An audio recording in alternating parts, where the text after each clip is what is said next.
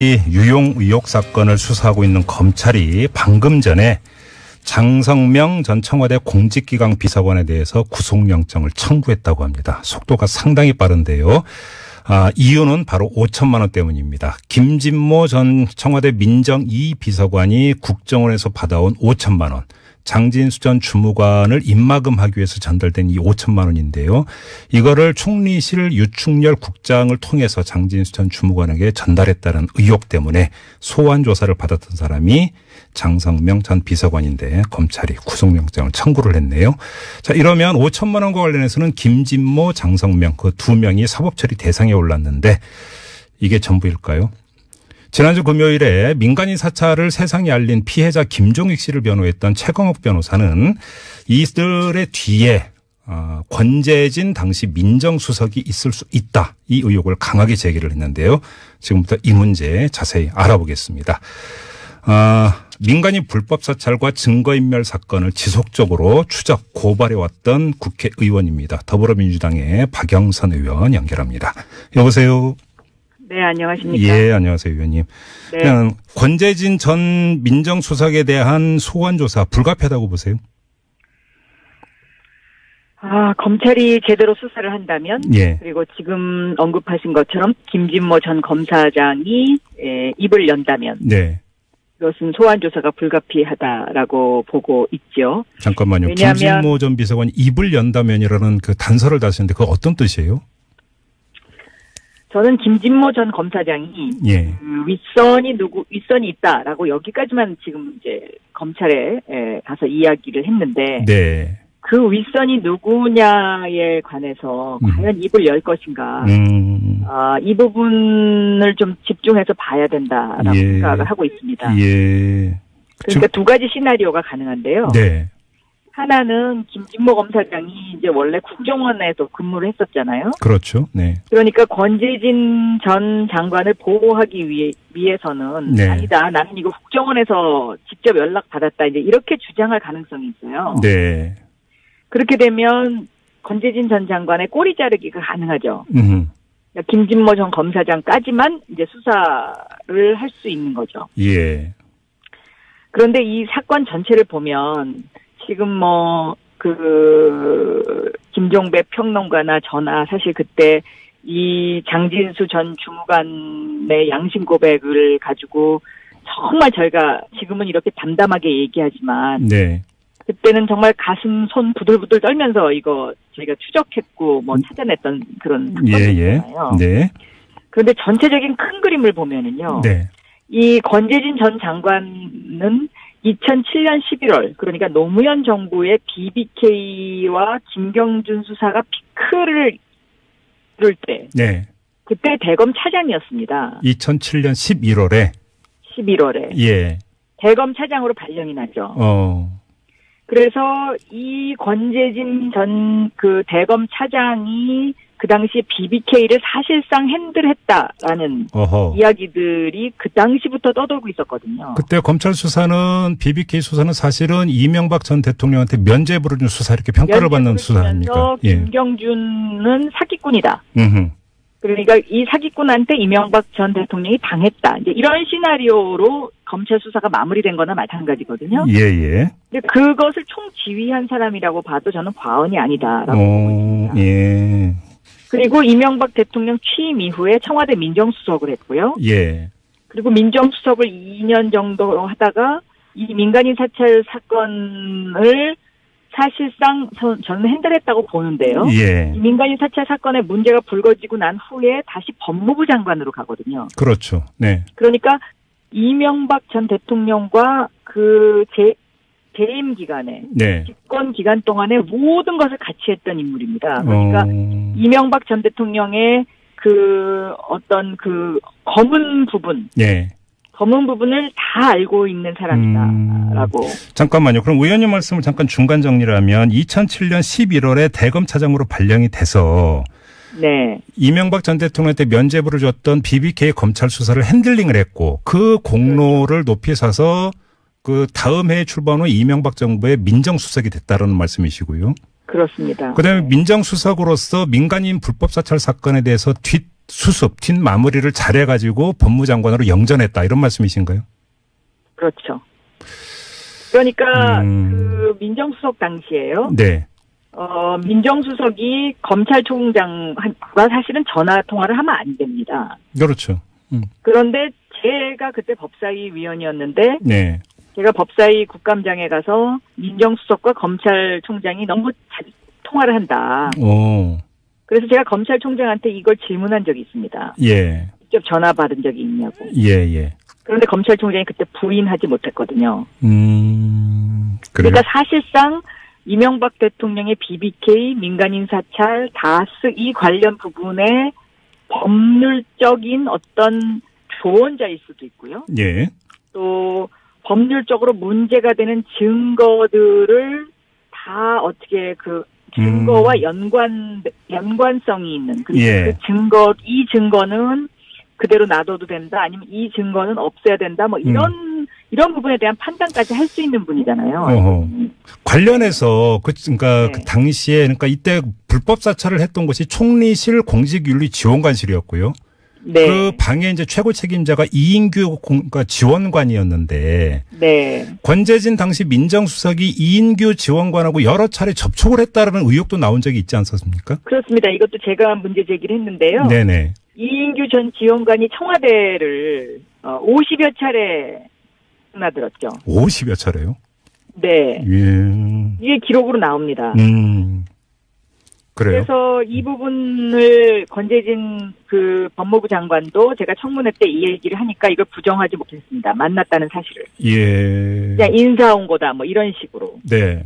그런데 인사를 50여 차례씩 간다는 거는 이건 말이 안 가는 거죠. 혹시 네. 이렇게 해석할 여지는 없습니까? 그러니까 공직윤리지원관실이 불법 사찰에서 문제가 됐지만 사실은 공직자 기강을 위한 감찰을 하는 곳이잖아요. 원래는. 네. 그리고 민정수석실 산하에 공직기관 비서관실이 있고 그러면 업무 연관성 때문에 청와대를 들락거렸다 이렇게 볼 여지도 있는 거 아닙니까? 뭐 그렇게 또 답변을 하고 싶어 하겠지만 네.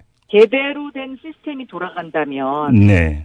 이것은 예를 들면 공직 비서관실에서 뭔가를 조사한 거를 예. 예를 들면 청와대에 전달하는 공식적인 루트가 있을 겁니다. 네. 그렇죠. 네, 이게 사적으로 이렇게 핸들이 된다면 이거야말로 더 큰 이제 권력의 어떤 문제가 생기는 부분이니까요. 그러니까요. 네. 예. 그러면 이게 굳이 공직윤리지원관이 직접 50여 차례나 들락거리면서 보고할 사안도 아니었다 이런 말씀이신 것 같고요. 지금 말씀은. 그렇죠. 네. 그러면 권재진 당시 민정수석의 개입의 정도가 지금까지 알려진 것보다는 상당히 넓고 깊숙할 수 있다. 뭐 이런 추정으로 좀 연결이 될 수밖에 없는데. 네. 그러면 권재진 당시 민정수석은 왜 이렇게 깊숙이 개입을 했었을까요? 다른 또 사유가 있다고 봐야 되는 겁니까? 어떻게 보세요? 그 당시에 이제 이정현 그 한나라당 의원이죠. 예. 한나라당 의원이 또 이런 문제 제기를 했어요. 그러니까 권재진 전 수석과 민정수석과 네. 김윤옥 여사가 예. 어렸을 때 같은 동네에 살았다. 그래요? 네. 그게 이제 5살이라고까지 딱 그렇게 기사에는 나와요. 예.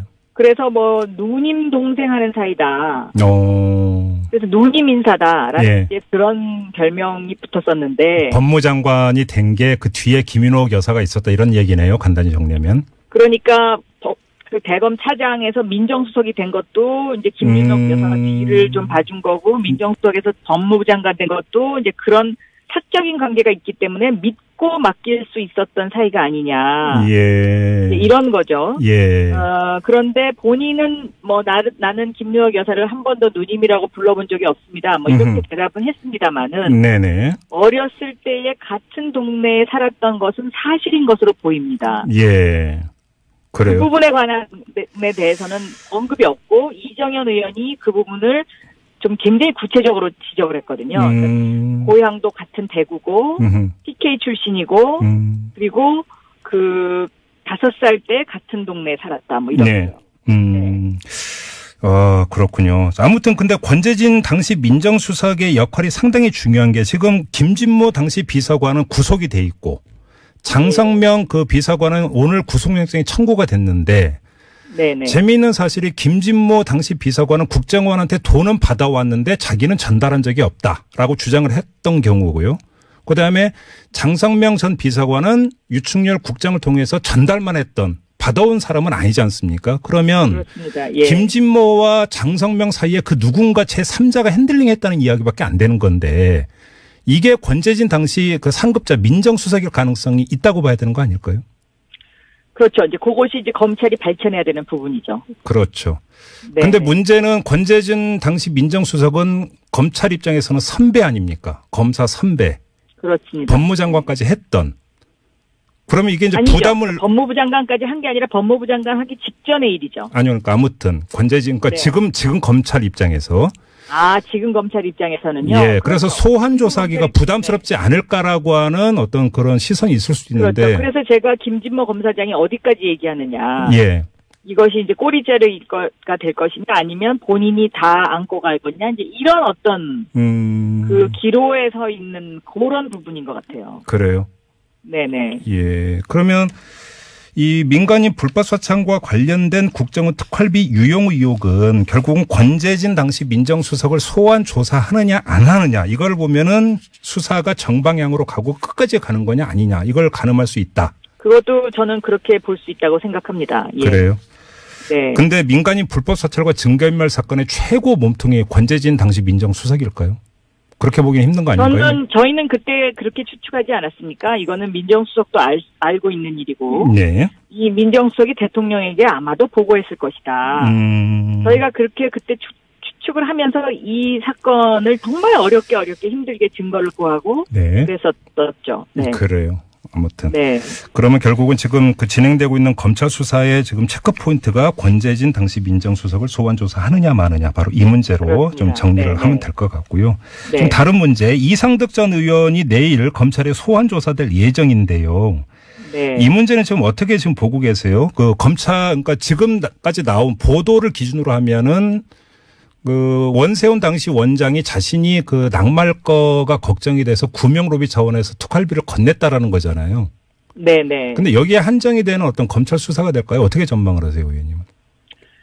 그게 이제 아마 인도네시아 사건으로 제가 기억을 그렇죠. 하는데요. 예. 그 인도네시아 사건은 사실 그때 국정원에서 실책을 한 사건이었습니다. 그래서 네. 정보위에서도 그 문제가 굉장히 뜨겁게 네.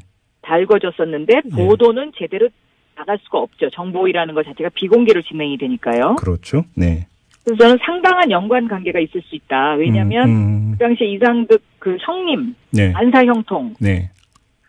그런 부분을 보면 그것도 굉장히 저는 연관 관계가 깊다라고 보고 있습니다. 그래요. 근데 참 원세훈 당시 국정원장도 MB의 사람이고 이상득 전 의원은 MB의 친형이고 MB의 사람들 간에 또 군명을 위해서 돈이 오가고 막 이랬다라는 거잖아요. 정리를 하면. 그렇습니다. 이 현상을 도대체 어떻게 받아들여야 될지 솔직히 좀 잘 모르겠습니다. 그러니까 한마디로 네. 그 MB가 국가를 사유화한 거죠. 그러니까 그렇게 성격 규정을 해야 되는 겁니까? 큰 사람들의 대부분들이 예. 국가를 마치 그 하나의 회사 경영하듯이 그 국민의 세금을 자기네 주머니 쌈짓돈 쓰듯이 예. 그렇게 했던 것 아닌가 이렇게 생각이 듭니다. 그러니까요. 특수활동비가 아니라 지금까지 나온 이야기를 종합하면 특수 쌈짓돈 아니었습니까? 특수 쌈짓돈. 그렇습니다. 그리고 예. 박근혜 대통령은 최순실을 통해서 그렇게 사유화한 거고요. 그러니까요. 네. 아무튼 검찰 수사 결과를 좀 기다려보도록 하고요. 네. 의원님과의 말씀은 여기서 마무리하겠습니다. 고맙습니다. 감사합니다. 네. 지금까지 더불어민주당